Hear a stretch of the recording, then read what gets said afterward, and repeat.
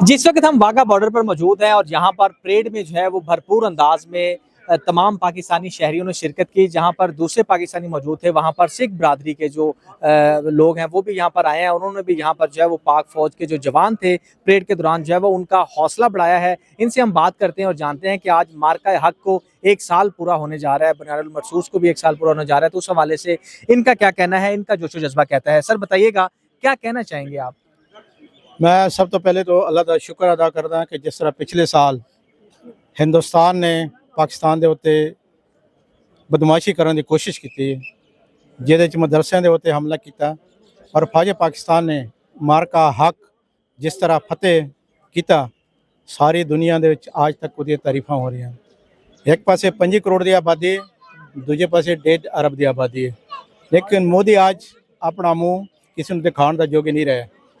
आज पाकिस्तान की सफारतकारी सारी दुनिया उन्होंने मनदे और तस्लीम कर दे। ट्रंप वर्गे बंदा जिहड़ा सवेरे कुछ बयान देंदा है, शामी कुछ देंदा है, वो भी आज मनीर साहब दे तारीफां कर रहे हैं, पाकिस्तान की तारीफ कर रहे हैं। पाकिस्तान इस वक्त दुनिया भर दे विच अमन की एक पहचान बने। दुनिया च अमन और शांति और भाईचारा कायम करने वास्ते कोशिश कर रहे हैं।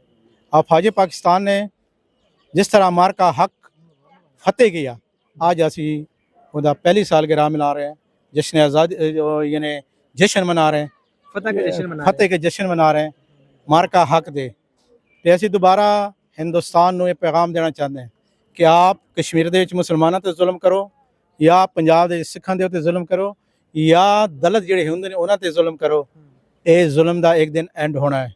एक दिन खालिस्तान भी आज़ाद होना है, एक दिन कश्मीरी भैन भरा भी साढ़े आज़ाद होने ने, और एक दिन जिहड़े हिंदू कम्यूनिटी का एक हिस्सा है दलित भाईचारा, वो भी इंडिया के टोटे टोटे होने ने।